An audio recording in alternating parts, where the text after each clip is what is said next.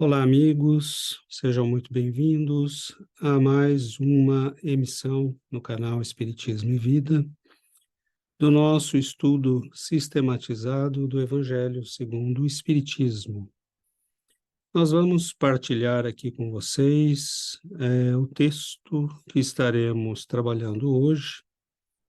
É o texto do capítulo 17 de O Evangelho segundo o Espiritismo, Sede Perfeitos, no item 10. Um capítulo e um item extremamente interessante, extremamente importante. Este item nos diz o seguinte: um sentimento de piedade deve sempre animar o coração dos que se reúnem sob as vistas do Senhor e imploram a assistência dos bons espíritos. Purificai, pois, os vossos corações. Não consintais que neles demore qualquer pensamento mundano ou fútil. Elevai o vosso espírito àqueles por quem chamais, a fim de que, encontrando em vós as necessárias disposições, possam lançar em profusão a semente que é preciso germine em vossas almas e dê frutos de caridade e justiça. Não julgueis, todavia, que exortando-vos incessantemente à prece e à evocação mental, pretendamos vivais uma vida mística, que vos conserve fora das leis da sociedade onde estáis condenados a viver. Não. Vivei com os homens da vossa época, como devem viver os homens. Sacrificai as necessidades, mesmo as frivolidades do dia, mas sacrificai com um sentimento de pureza que as possa santificar. Sois chamados a estar em contato com espíritos de naturezas diferentes, de caracteres opostos. Não choqueis a nenhum daqueles com quem estiverdes. Sede joviais, sede ditosos, mas seja a vossa jovialidade a que provém de uma consciência limpa. Seja a vossa aventura a do herdeiro do céu que conta os dias que faltam para entrar na posse da sua herança. Não consiste a virtude em assumirdes severo e lúgubre aspecto, em repelirdes os prazeres que as vossas condições humanas vos permitem. Basta reporteis todos os atos da vossa vida ao Criador que vô-la deu. Basta que, quando começardes ou acabardes uma obra, eleveis o pensamento a esse Criador e lhe peçais, num arrobo d'alma, ou a sua proteção para que obtenhais êxito, ou a sua bênção para ela, se a concluístes. Em tudo o que fizerdes, remontai à fonte de todas as coisas, para que nenhuma de vossas ações deixe de ser purificada e santificada pela lembrança de Deus. A perfeição está toda, como disse o Cristo, na prática da caridade absoluta, mas os deveres da caridade alcançam todas as posições sociais, desde o menor até o maior. Nenhuma caridade teria a praticar o homem que vivesse insulado, unicamente no contato com os seus semelhantes. Nas lutas mais árduas é que ele encontra ensejo de praticá-la. Aquele, pois, que se isola, priva-se voluntariamente do mais poderoso meio de aperfeiçoar-se, não tendo de pensar, senão em si, sua vida é a de um egoísta. Não imagineis, portanto, que para viverdes em comunicação constante conosco, para viverdes sob as vistas do Senhor, seja preciso vos silicieis e cobrais de cinzas. Não, não, ainda uma vez vos dizemos, ditosos sede, segundo as necessidades da humanidade, mas que jamais na vossa felicidade entre um pensamento, um ato que o possa ofender, ou fazer-se velho semblante dos que vos amam e dirigem. Deus é amor, e aqueles que amam santamente, ele os abençoa. A mensagem é assinada por um espírito protetor na cidade de Bordeaux, em 1863. Então, nós temos aqui uma mensagem muito bonita, muito interessante, e que, na verdade, nos convida a este equilíbrio, né, entre aquilo que o Cristo nos propôs. É preciso que vivêssemos no mundo, mas que não fôssemos do mundo. E os espíritos benfeitores nos orientam a que vivamos segundo a nossa época, né? Que não queiramos nos isolar, nos afastar, que não fujamos das relações humanas e da convivência com os nossos semelhantes. É muito interessante, pois ele diz aqui no final, né? Aquele, pois, que se isola, priva-se voluntariamente do mais poderoso meio de aperfeiçoar-se, não tendo de pensar senão em si, sua vida é a de um egoísta. Nós vamos ver que na história da tradição cristã, e não só cristã, de outras denominações religiosas, isso também pode acontecer e aconteceu, né? Mas, sobretudo no cristianismo, e na verdade não chega a ser uma crítica, né? É até é, normal que, se nós olharmos para a história do cristianismo, nos primeiros 3 séculos, praticamente até o meio, né, do quarto século, ali em 350, nós temos os cristãos sofrendo perseguições terríveis. E eles viviam no mundo, viviam com as pessoas, né, participavam das atividades sociais da sua época, embora, obviamente, vivessem mais ou menos isolados, porque não tinham muita opção, não eram eles que se isolavam, eram isolados. Mas os cristãos tinham vidas normais, né? Os problemas começaram quando Roma começou a exigir, por exemplo, que eles rendessem homenagem, tributos e sacrificassem aos deuses romanos e ao próprio imperador. Mas, a partir do século IV, mais ou menos, nós vemos uma decadência muito grande em Roma. E isto leva ao surgimento das primeiras comunidades cristãs, que vão aparecer, por exemplo, nos desertos do Egito, da antiga Judéia. Nós temos até hoje, né, os restos arqueológicos destes lugares, e nós sabemos que ali os cristãos, em face da grande decadência, né, que havia no mundo romano daquela época, eles começam a se afastar das grandes cidades, querendo viver um estilo de vida mais próprio aos seus anseios, às suas expectativas. Mas isso vai criar, aos poucos, o que nós conhecemos como a vida monástica. E isto virará uma tendência muito forte, né? Primeiro com São Bento e depois com todos os outros grandes reclusos da história do cristianismo. Nós teremos vários que vão aparecer nas Gálias, na antiga Judéia, no Egito, e este movimento vai se espalhar de uma certa forma por muitos lugares do Império Romano, o que levará certamente a uma fuga dos cristãos das grandes cidades, né, atraídos por esse estilo de vida. Não foram todos, certamente, né? Nós não teríamos, mas foi um grande número. Nós tivemos, inclusive, ao ponto que algumas famílias ricas reclamaram ao imperador pediram a ele que tomasse providências, pois muitos jovens estavam abandonando o mundo influenciados pelo que eles chamavam de aquela seita cristã. Não compreendiam certamente, né, o que estava acontecendo, e isto levou a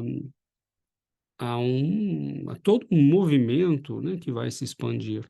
Mas esse movimento vai se tornar um movimento em si mesmo, né?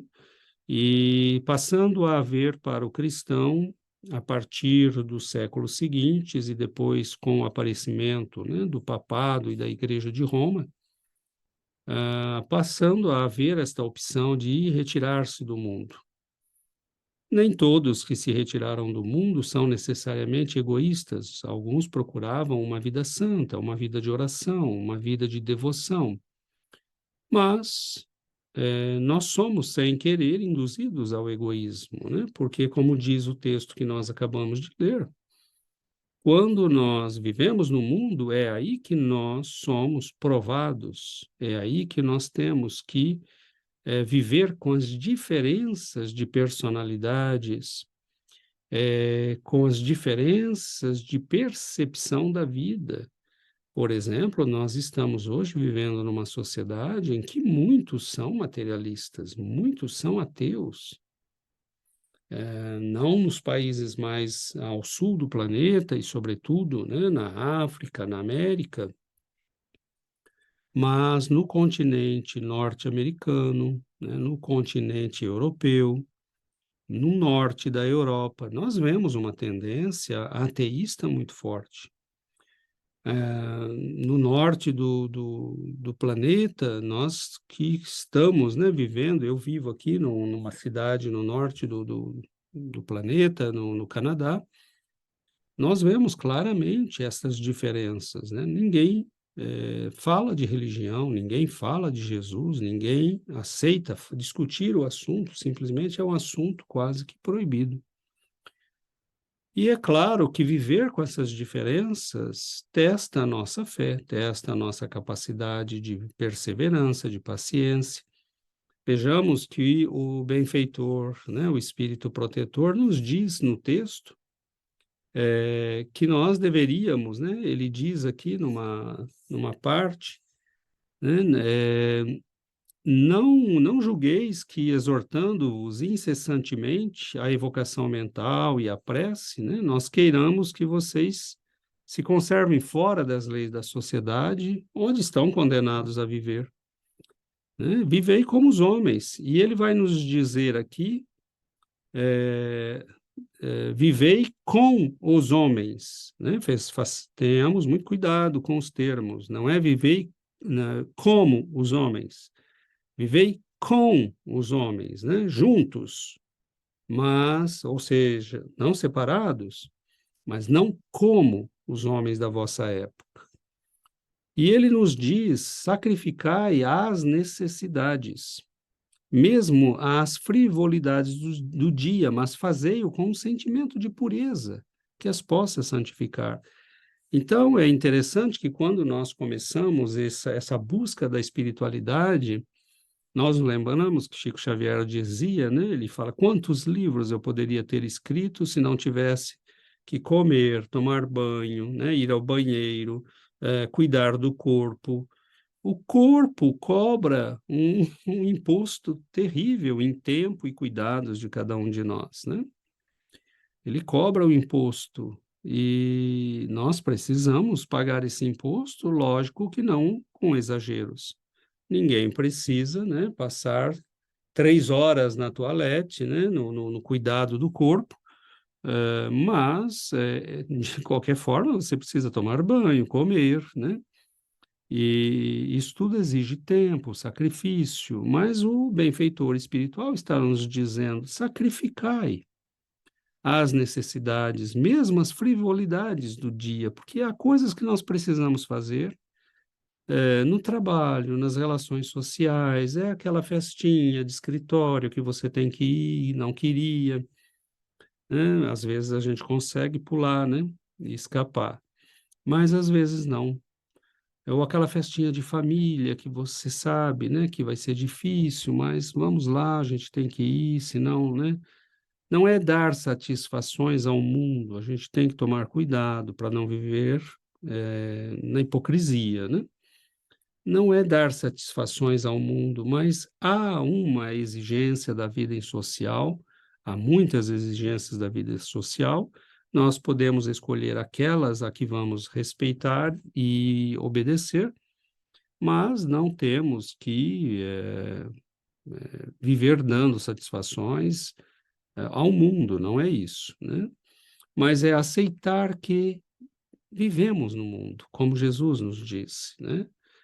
Então, ele fala aqui, né? Sois chamados a estar em contato com espíritos de naturezas diferentes, de caracteres opostos.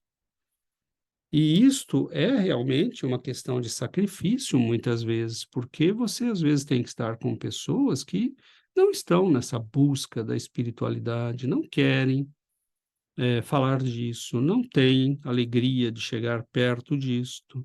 E nós, tudo o que queremos é estar com amigos que queiram falar disso, né? Poxa vida, você está lendo Paulo e Estevão, né? Você já leu Ave Cristo, você viu aquela história que está no livro de Humberto de Campos, aquele estudo que nós fizemos a semana passada. Nós, espíritas, temos a tendência, né, de irmos nas nossas conversações, e aí, de repente, você recebe uma visita, a pessoa não quer saber daquilo, não tem nada a ver com aquilo. Então, é isto, né? Viver em contato com espíritos de naturezas diferentes, de caracteres opostos, às vezes, o que é, né, muitas vezes difícil para nós. Mas ele diz: não choqueis a nenhum daqueles com quem estiverdes, sede joviais, sede ditosos, mas seja, olha que interessante, mas seja a vossa jovialidade aquela que provém de uma consciência limpa. Seja a vossa aventura do herdeiro do céu, que conta os dias que faltam para entrar na posse da sua herança. Então, ele está dizendo, né, seja jovial, seja um benfeitor nos diz sempre, uma benfeitora, não há cristãos tristes, né? Isso é uma contradição em si. Um cristão não pode ser triste, ele conhece a boa nova e conhece a boa notícia, né? A boa notícia do reino, da vida espiritual, sobretudo nós espíritas, que conhecemos a espiritualidade, que sabemos que a vida continua, que a nossa identidade é preservada, que somos responsáveis do céu e do inferno que criamos para nós mesmos, que há uma lei justa e sábia que rege o universo, criada, né, por um ser soberanamente justo, bom, inteligência suprema.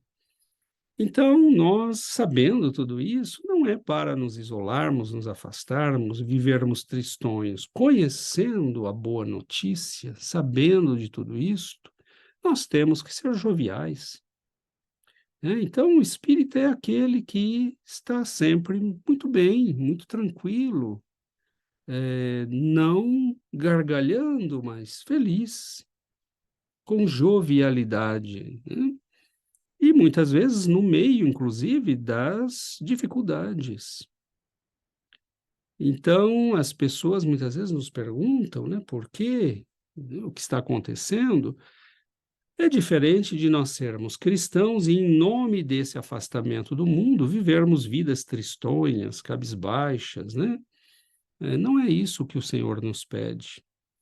Então, ele fala, né, não consiste a virtude em assumir de severo e lúgubre aspecto, né, em repelirdes os prazeres que as vossas condições humanas vos permitem.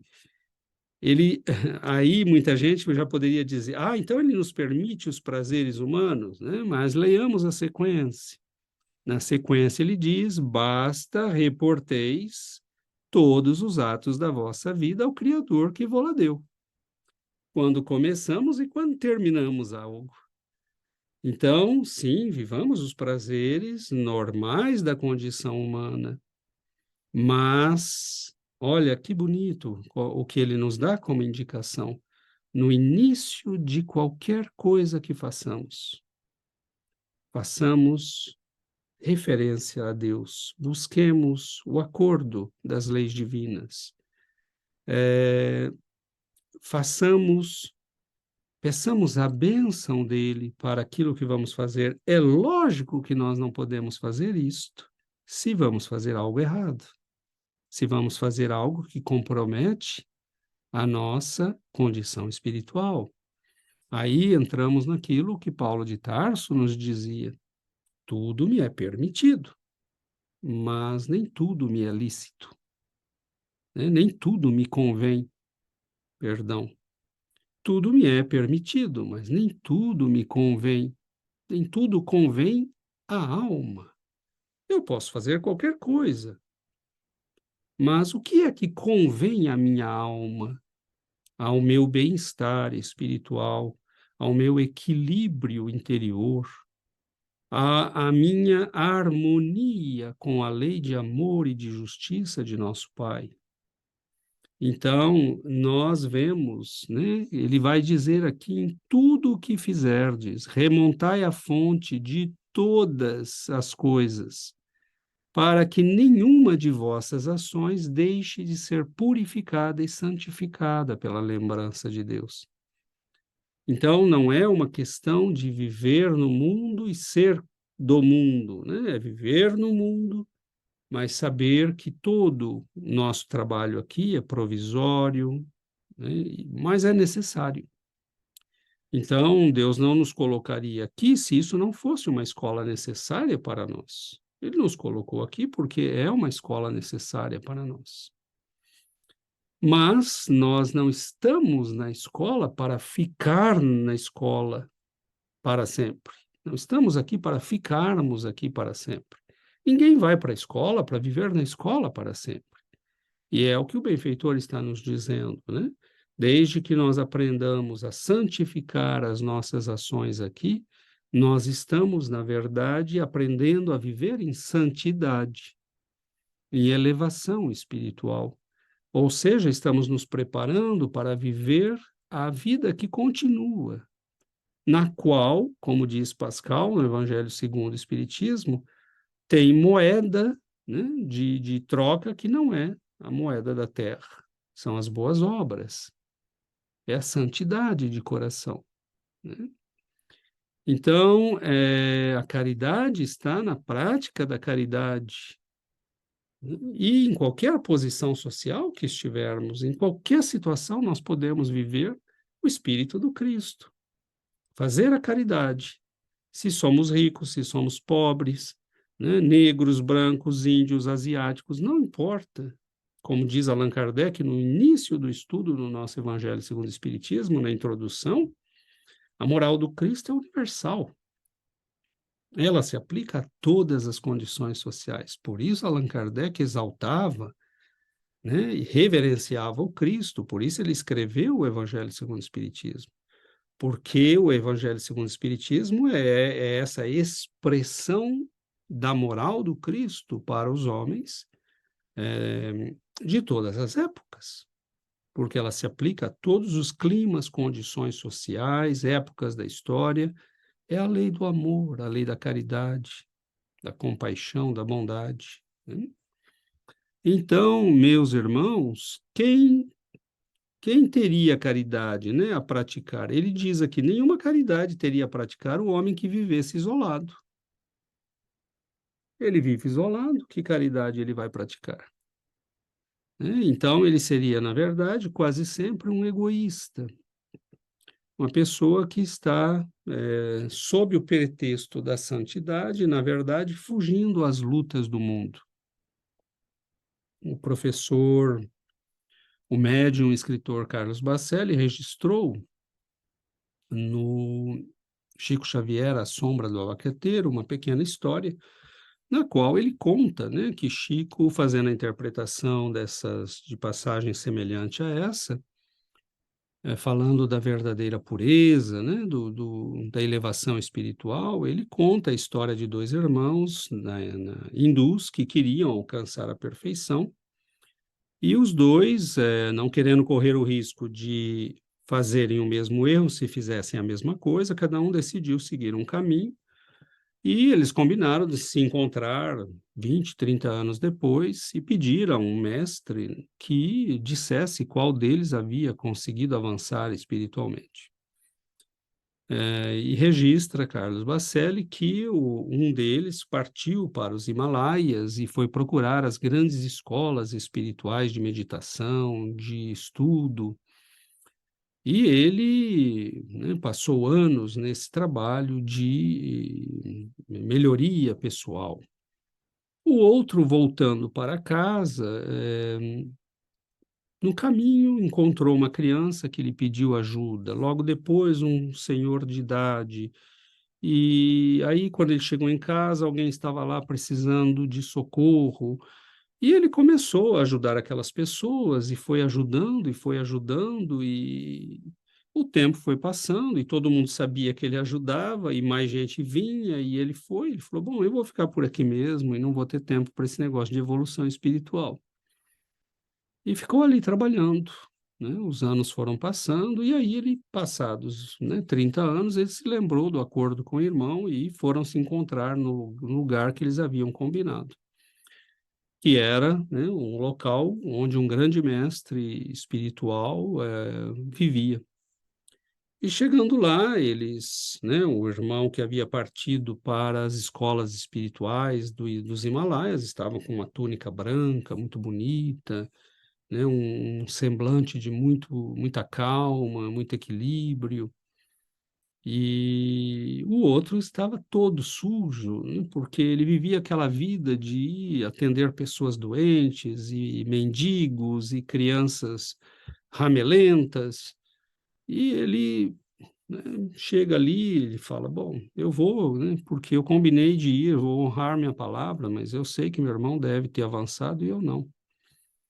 E aí, conversando, o irmão diz, né, bom, foi essa vida que eu vivi, o outro conta a vida que viveu, e eles perguntam ao grande mestre quem havia finalmente evoluído, né, espiritualmente. E o mestre diz, bom, certamente os dois evoluíram, mas o seu irmão aqui, que está todo sujo, amarrotado, na verdade, ele evoluiu espiritualmente, você não, não tanto quanto ele, falou para o outro.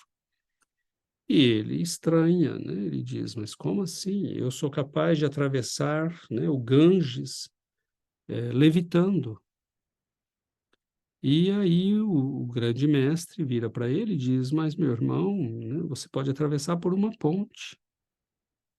É muito bom o que você fez, né? Você se desenvolveu muito, mas seu irmão dedicou-se ao amor, à caridade, né, ao auxílio dos seus semelhantes. Ele não ignorou as necessidades daqueles que estavam com ele. E então, muitas vezes é isso, né? Hoje, nós não vamos para as grandes escolas de espiritualidade, mas nós vamos para as grandes universidades, nós aprendemos a manipular o mercado financeiro, a medicina, a engenharia, e nós esquecemos muitas vezes, né, de que não adianta acumular tesouros intelectuais, verniz social, posições e poder, se nós não trabalharmos na caridade. E viver no mundo é o melhor lugar para isto, porque é a caridade da paciência, a caridade da tolerância, a caridade da perseverança, a caridade do respeito, a caridade de respeitar as diferenças. Não é fácil viver no mundo sendo cristão, mas ao mesmo tempo é muito fácil, né? Porque nós sabemos o que devemos fazer, por que estamos fazendo, e temos como modelo, né, alguém que não fugiu do mundo, que viveu entre as pessoas mais sofredoras do mundo. Jesus sempre teve os sofredores em torno de si. Então, meus irmãos, diz-nos, né, e nós espíritas não podemos repetir esse erro, né? Não imagineis, portanto, que para viverdes em comunicação, diz ele aqui no último parágrafo, né? Para viverdes em comunicação constante conosco, para viverdes sob as vistas do Senhor, seja preciso vos silicieis, vos tortureis e cobrais de cinzas. Não, não, ainda uma vez vos dizemos, né? Ditosos sede, segundo as necessidades da humanidade, mas que jamais na vossa felicidade entre um pensamento ou um ato que possa ofender a Deus ou aos bons espíritos que nos auxiliam, que nos ajudaram, que patrocinaram a nossa encarnação. Então, meus irmãos, é uma mensagem belíssima, né? Uma mensagem belíssima. Ela nos mostra como viver no mundo sendo cristãos. Nem sempre é fácil. Nós temos, ao viver no mundo, nós encontramos situações que vão colocar à prova as nossas tendências negativas, as nossas paixões, as nossas inclinações negativas. Nós sabemos que trazemos das encarnações passadas uma série de dificuldades espirituais ligadas aos três eixos, né, daquilo que Inácio Bittencourt diz que são os três problemas maiores de quem quer crescer espiritualmente: a questão da sexualidade desregrada, da afetividade desequilibrada, do dinheiro, né, o apego ao dinheiro, aos bens materiais, e o poder, né, o apego ao poder. E às vezes não é o poder de ser deputado, senador, às vezes é a disputa por cargos no centro espírita, né? Então, no trabalho, a pessoa tem aquilo profundamente enraizado nela. Então, viver no mundo é sempre uma luta, porque nós estamos o tempo todo sendo chamados a viver o homem velho, porque o mundo ainda no qual nós vivemos, ele aceita o homem velho. Ele não quer esse homem novo, que é caridoso, que é honesto, que é correto. O mundo incentiva o homem velho em nós, aquele que disputa, aquele que passa os outros para trás, aquele que derruba quem for preciso derrubar para chegar em primeiro. O mundo aplaude o homem velho. E é por isto que, para o cristão, é uma luta, né? Então, quais são as estratégias? Nós devemos simplificar nossa vida, nós devemos simplificá-la de tal modo que não seja necessário aceitarmos as regras do mundo. Vejamos Chico Xavier. Será que Chico Xavier não podia ter progredido na carreira? Lógico que podia. É claro que podia. Né? Será que Chico não poderia ter se tornado um grande literato? Claramente podia. Ele tinha em si os talentos, os espíritos usavam aquilo que estava já nele. Ele colocava à disposição, né? Quem estuda a mediunidade sabe que não se tira nada de lugar algum, né? Então, você tem que ter no médium as capacidades. Significa que em algum momento das suas encarnações ele desenvolveu as capacidades ligadas à filosofia, à espiritualidade, à ciência, né? Às artes, mas ele simplificou ao máximo sua vida para que pudesse se dedicar ao trabalho do Cristo. E é este o grande ponto interessante, porque o verdadeiro cristão faz isso que Chico fez. Ele se retira do mundo, porque ele tem uma vida retirada. Ninguém via o Chico, né? Em bares, em festas, em oba-oba. Mas, ao mesmo tempo, ele se retira do mundo para servir o mundo. E aí você vê o grande missionário em companhia dos sofredores, como Cristo. Nas festas em que se fala do Evangelho, em que se fala do Cristo, em que se fala de Espiritismo. Chico ia em todas, né? Todas que ele pudesse ir, que fosse convidado. Todas as comemorações, os títulos de cidadania, porque eram oportunidades de representar a doutrina, né? Nós não o veríamos numa festa mundana qualquer. Porque, sim, há escolhas para serem feitas. E viver no mundo com os homens da nossa época não quer dizer viver como eles. Nós somos chamados a uma vida diferente, na qual o homem novo possa se manifestar. Né? Um homem novo que preza pela dignidade, pela busca do equilíbrio, pela paz, pela temperança, né, nos hábitos. Então, meus irmãos, é muito vasto, mas é muito bonito, né? Neste tópico do Evangelho segundo o Espiritismo, nós temos 2000 anos de história do cristianismo. E nós agora estamos vivendo uma época que nos convida muitas vezes a nos retirarmos do mundo, né?